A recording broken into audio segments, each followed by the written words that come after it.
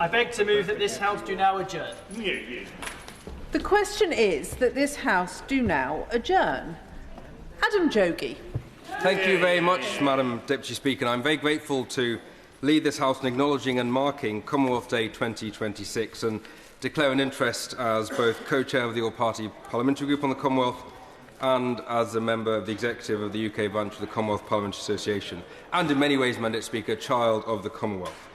As you know, Madam Deputy Speaker, the Commonwealth was formed way back in 1949, of course not that you were present for clarity, with His late Majesty King George V as its first head, and we, of course, think about Her late Majesty Queen Elizabeth II. It is a voluntary association of 56 independent and equal countries across the globe. It is home to 2.7 billion people and includes both advanced economies and developing countries. 33 of its members are small states, including many island nations in all corners of the world, from Jamaica, the land of my grandfather's birth, that wonderful green island of the West Indies, to Tonga, to Tuvalu and Malta. Its member states have agreed to shared goals on development, democracy and peace, and its values and principles are expressed in the Commonwealth Charter. Whilst I am firmly of the view, Madam Deputy Speaker, that the Commonwealth must be recognised every day by all of us, I am pleased that on the second Monday in March every year since 1977, people from across the Commonwealth, representing nearly a third of the world's population, come together in a shared moment of reflection and celebration.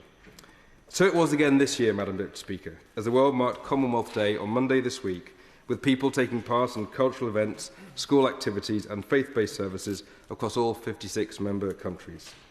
On Monday, thanks to Mr Speaker, the Commonwealth flag was raised here in this mother of parliaments.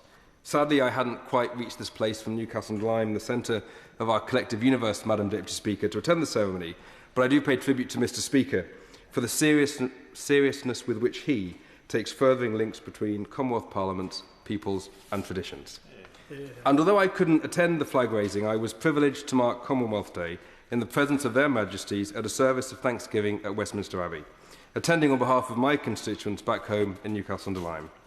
It allowed me and the many, many hundreds of people present the opportunity to reflect, to remember and to celebrate all that makes the Commonwealth, a family of nations in all corners of the globe, what it is, what it has been and what it can be. And I'll give way to the member for Strangford. Madam Deputy Speaker, first of all, can I commend the honourable gentleman for Newcastle-under-Lyme for doing this, and it's so important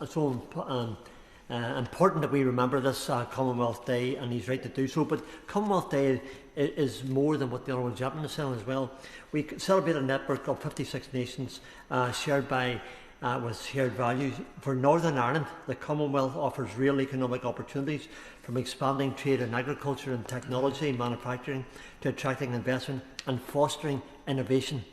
Does the honourable member agree that by embracing these partnerships, Northern Ireland and around the United Kingdom can grow our economy, empower our youth and build a stronger future within the Commonwealth?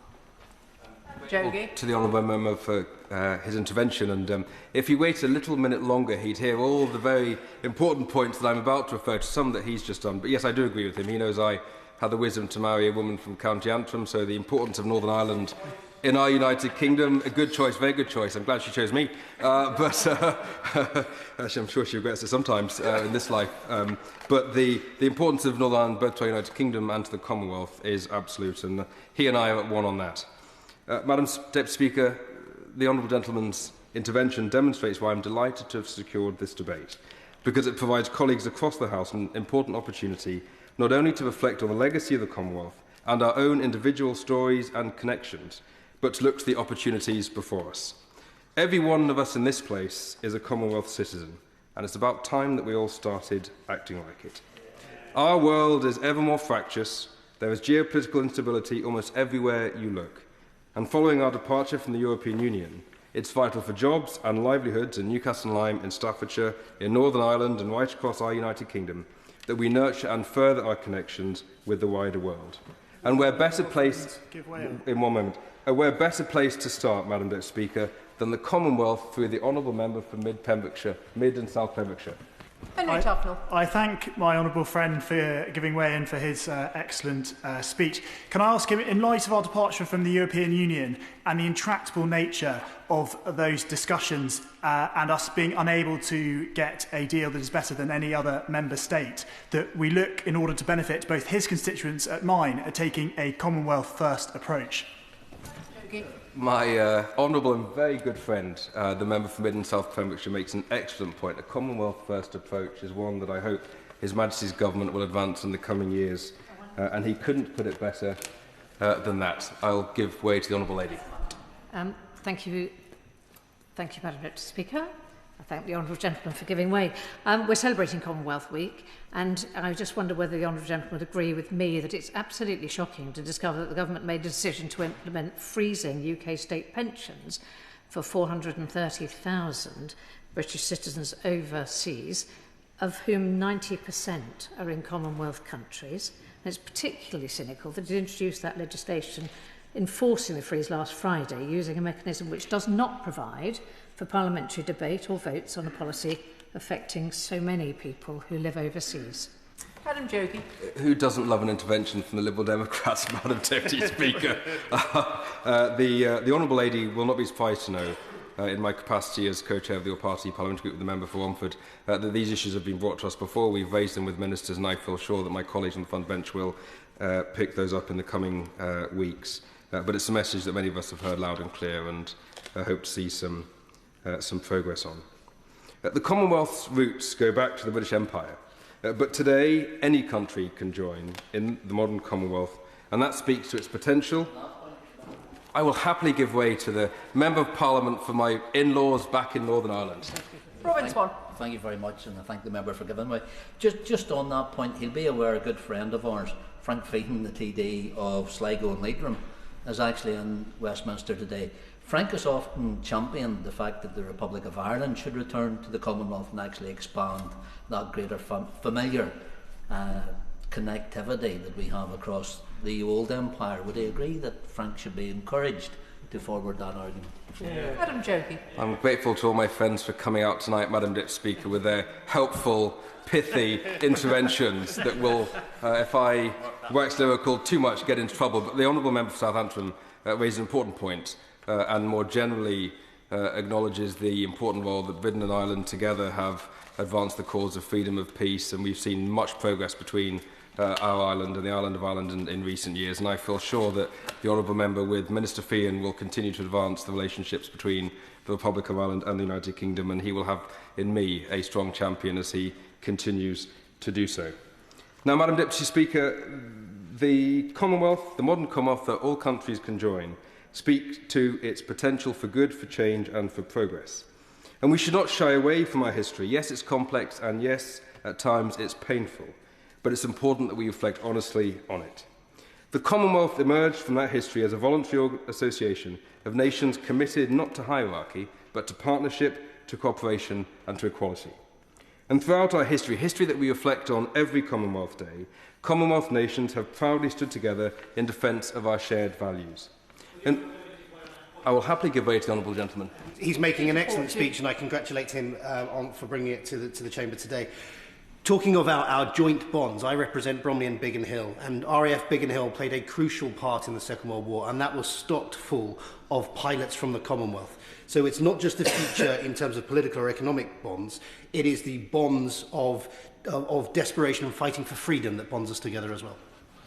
The gentleman raised a really good point, and I feel like CHQ see my speech, Madam Deputy Speaker, because I'm just about to say, in World War II, soldiers from across the Commonwealth made immense sacrifices in the fight against fascism on the battlefields of Europe. Indians, Africans, those from the Caribbean and the Pacific. Muslims, Hindus, Sikhs, Jews and Christians from all over the Commonwealth. Jamaica, Rhodesia, now Zimbabwe, Australia, India, Canada, South Africa, New Zealand, Malta, to name just a few. And I see the member for Exeter is poised, ready to jump up and intervene. Grace. Thank you, Madam Deputy Speaker, and thank you to my honourable friend for securing this debate and for the excellent speech that he's giving. I recently joined Tim and Lizzie in Exeter for a walk around our main Commonwealth War Graves site in Exeter, in Higher Cemetery, which sits at the sort of centre of some of the shared endeavours that we took together across the Commonwealth in both of the world wars, and that really keeps the memory of those people alive and the memory of our shared history alive. Would the honourable member join me in commending the work of the Commonwealth War Graves Commission for all the work they do across the world, both in terms of tending those graves of those people that died in service of our countries, but also keeping the memory of those people alive as well. Jogee. My honourable friend Fexter raises a really important point. In the gallery there's Father Tommy Merry, who used to be vicar at St Margaret's, Wolstanton and Newcastle-under-Lyme, Madam Deputy Speaker, where there are a number of Commonwealth graves, and I was there recently, saw the amazing volunteers who live in my constituency, the centre of our collective universe, as I've said, who week in, week out volunteer with their time, their compassion and their commitment, not just to honouring our history, but to make sure that we live it and remember it and keep it in mind as we go forward. So from Newcastle-under-Lyme, Madam Speaker, to Devon, the people take the Commonwealth War Grave Commission seriously, and I pay tribute to them for all the work that they do. Last week, the member for Ilford led a debate that focused on the more than 3 million soldiers and labourers from the Commonwealth who served nobly, diligently and bravely alongside the British Army in World War I. That shared experience remains an enduring example of our collective commitment to freedom and shows why the Commonwealth was formed back in 1949 and why it's so important that we mark Commonwealth Day 2026. I will give way to the Honourable Member for Romford, who I don't think was there in 1949, but... Sindel. So, Madam Deputy Speaker, I commend my honourable friend for his initiative in having this debate today and thank him for his work as co-chairman of the all-party parliamentary group for the Commonwealth. But does he agree with me that the Commonwealth's wider members are, of course, our overseas territories, the Crown dependencies, the external territories of Australia, the realm states of New Zealand? They are also very much part of the Commonwealth family and should be included in some way in the work of the Commonwealth. Jogee. I'm grateful to the Honourable Gentleman. He calls me his Honourable Friend. I'm not sure what that does for his street cred or mine, but I'm grateful to him for the compliment. Probably cause you more trouble these days, comrade. But, but in all seriousness, he raises an important point. There are people up and down the United Kingdom, in our overseas territories, all of whom played an important part in the battles I referred to, in the effort to bring our people together, and making sure that they all have a seat at the table is important for all of us, and I agree with him, which I say will probably... I'd be delighted to give way to the member for Beverley. I'm grateful to the honourable gentleman who's been typically gracious and generous. Last year I met with Darren England, who goes out quietly and cleans and maintains and looks after lovingly the Commonwealth War Graves in Withensea. And would he join with me in congratulating all those who go quietly about that business, looking after the graves and showing due respect to those who've lost their lives in protecting this country and the values that the whole Commonwealth shares? I'm very grateful to the Honourable Gentleman. I would do. I'm glad he's found his voice. He was losing it earlier on today, and I'm grateful to him for his intervention. From Devon to Newcastle-under-Lyme and up to North Yorkshire, he's right, and we want to make sure we hold on to not just that community spirit, but an understanding of what went before us and how we also ensure we don't fall back into the battles that we were able to win in previous years. In the latter half of the 20th century, Madam Deputy Speaker, the Commonwealth played such an important role in advancing the global cause of human dignity. The Singapore Declaration of 1971 set out the recognition of racial prejudice and discrimination as an evil of society.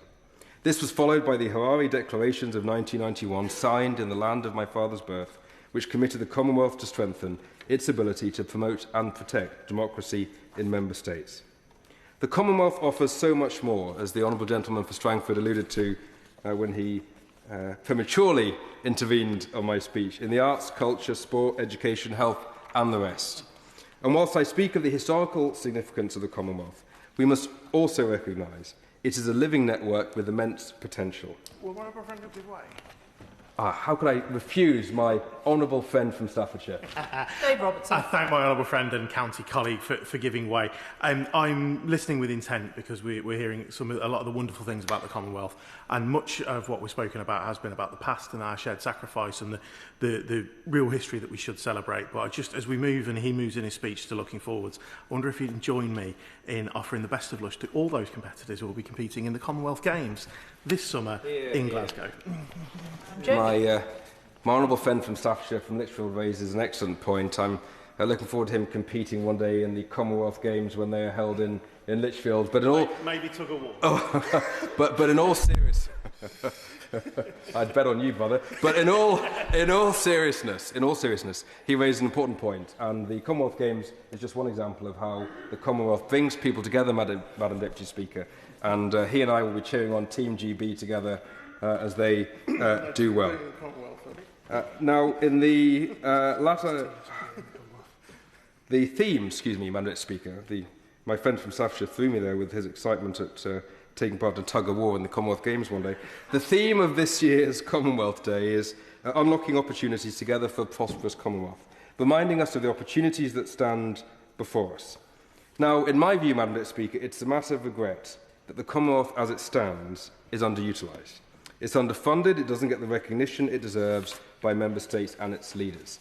It needs meaningful support and a greater sense of direction to make it the useful network for the contemporary world we all live in. This is particularly important given the fraying relations we see across the globe. With the aggression of hostile states like Russia and China, we face a period of acute geopolitical uncertainty.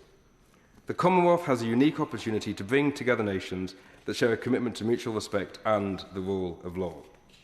The Commonwealth makes a unique contribution to international relations, an association built on dialogue where large and small states are given an equal voice at the table. It also offers the opportunity to make progressive change. The Commonwealth already supports programmes focused on advancing women's rights, expanding access to quality education and tackling the climate crisis. And we use, Madam Deputy Speaker, Commonwealth Day 2026 to recognise and celebrate that.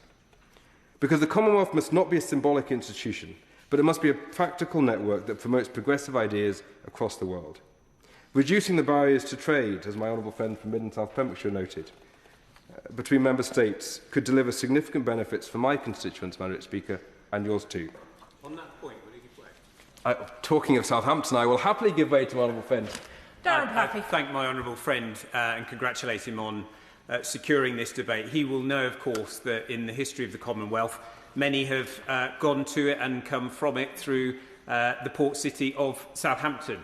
And as he speaks of the future value of the Commonwealth, will you agree with me that that local benefit in terms of culture and education and the sharing of ideas that he mentions, that port cities like Southampton and others have a key part in that as we move forward? My honourable friend for that intervention, he's right as he talks about ports and the importance that ports played, Madam Speaker, to the Commonwealth. I think of my grandfather who docked at Liverpool in 1941, February 1941, Madam Speaker, to help the war effort and to fight the fascists. And so my honourable friend makes a really important point. There are many of us in our cities and our families and our communities who feel the points that he's just made and feel them strongly. Strengthening those economic relationships could help grow our economy here at home while supporting development and prosperity across the Commonwealth. Now, of course, Madam Speaker, partnership must also include honest conversations about difficult issues. In some Commonwealth countries, serious concerns remain about the protection of human rights, including the persecution of religious and ethnic minorities. The Commonwealth should be a forum where such challenges can be addressed openly. Through respectful engagement, Member States can act as critical friends to one another, encouraging progress whilst maintaining dialogue. The world has changed dramatically since the Commonwealth's founding almost 80 years ago. The advances in technology, the urgency of the climate crisis, and shifts in geopolitics have presented challenges that no country can tackle alone.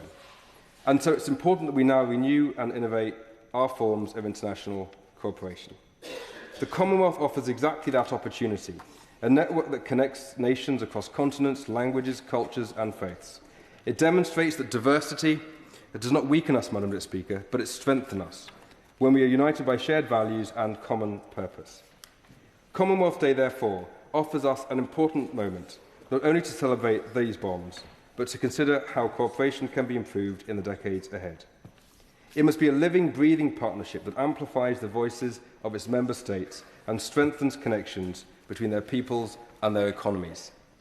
I urge ministers in the Foreign Office to hear my calls to ensure that we redouble our efforts to make the Commonwealth fit for purpose, that the United Kingdom steps up to be counted in terms of our financial support for the Commonwealth Secretariat, and that leaders across the Commonwealth recognise that we want action, not words. Our leaders must empower our people in Newcastle-under-Lyme, Madam Speaker, in Newcastle, New South Wales, in Newcastle, KwaZulu-Natal, and yes, in, if I may, Madam Speaker, North Southampton and Romsey. There is talent, there is ambition and creativity all over the Commonwealth, but it's time we started to harness it. My honourable friend and his colleagues in the Foreign Office have the potential to change that. And I look forward to playing my part, working with them and colleagues across the House and the Commonwealth in delivering the final sentence of the Commonwealth Charter. We aspire, and I quote, to be a Commonwealth that is a strong and respected voice in the world, speaking out on major issues, that strengthens and enlarges its networks, that has a global relevance and profile, and that is devoted to improving the lives of all people of the Commonwealth. Happy Commonwealth Day 2026, Madam Deputy Speaker. Minister Falconer. I'm grateful, Madam Deputy Speaker, to my honourable friend, the member for Newcastle-under-Lyme, for securing this debate. I think all in this House recognise his tireless work in support of the Commonwealth as co-chair of the All-Party Parliamentary Group and as a member of the Executive Committee of the Commonwealth Parliamentary Association. I also welcome the commitment to the Commonwealth demonstrated in the Chamber this evening and the very good spirit which obviously suffuses the Chamber when talking about the Commonwealth. It makes for me a nice change from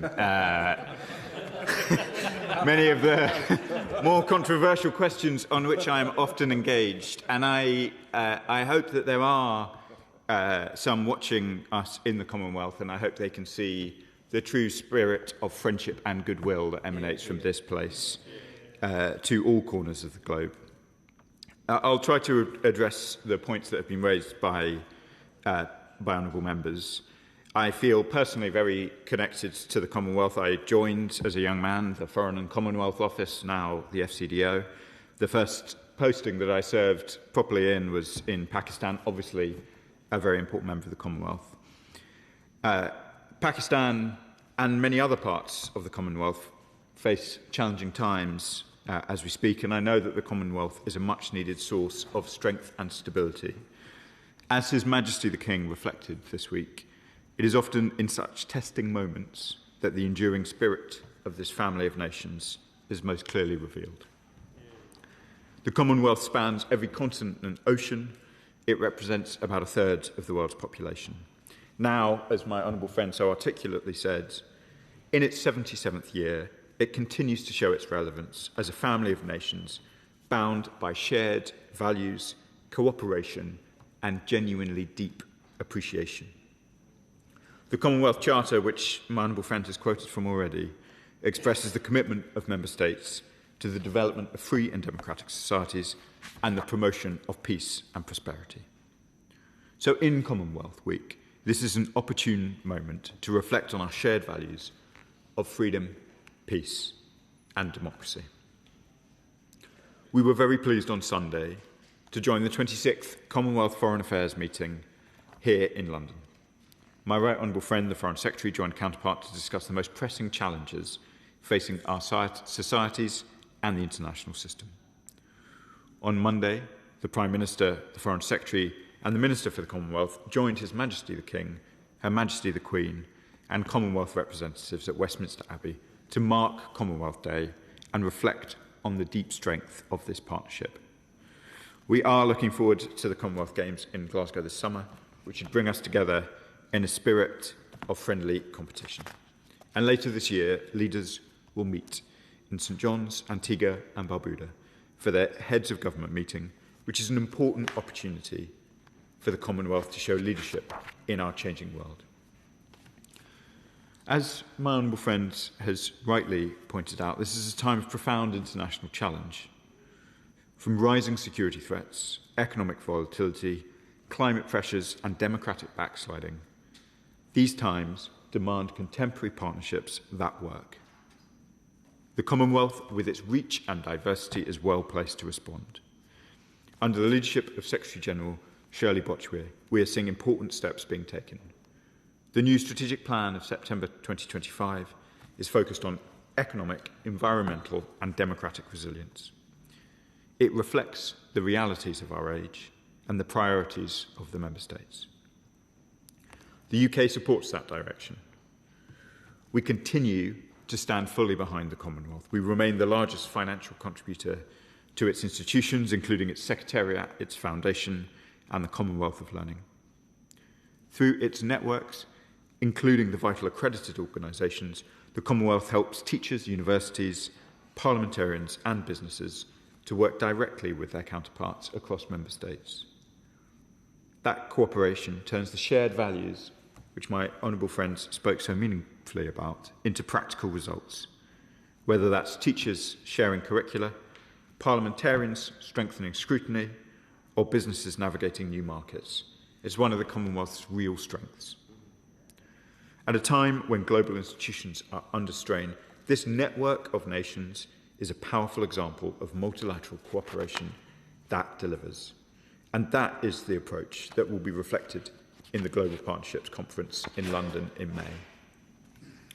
We look forward to co-hosting that conference with South Africa, bringing together governments, civil society and the private sector to help shape the international development system for a new era.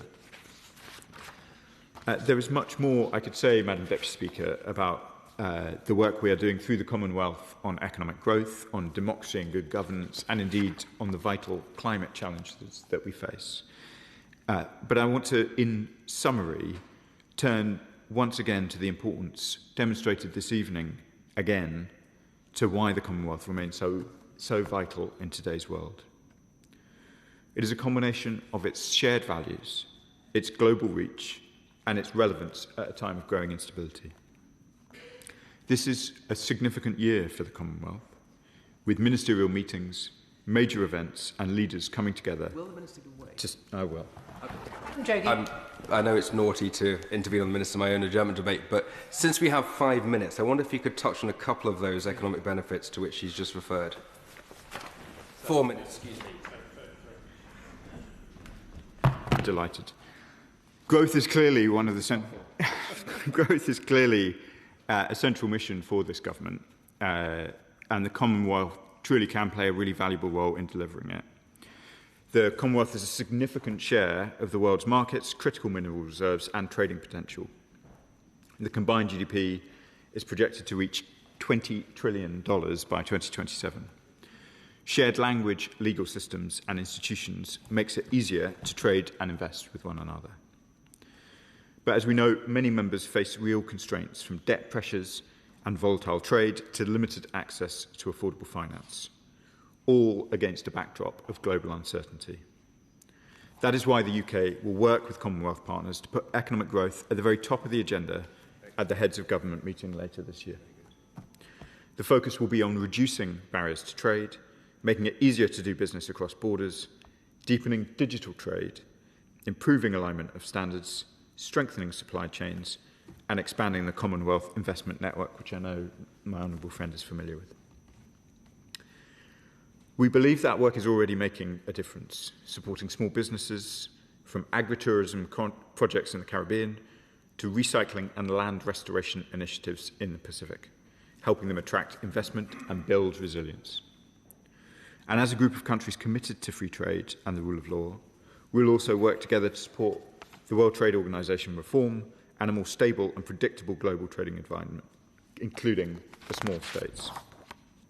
These are some of the steps that we will be taking on economic growth. It is also right to say that some of the climate pressures that face the Commonwealth also impact very heavily on the growth prospects of some of the members of the Commonwealth. We have been very glad to support some financial measures in that regard as well, including the Climate Finance Access Hub and the Disaster Risk Finance Portal.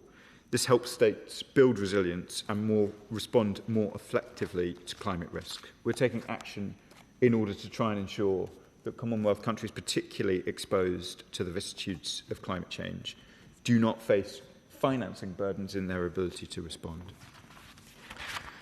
I want, before turning to concluding remarks, to also just agree very sincerely with the points made by a number of honourable members and friends about the Commonwealth war graves.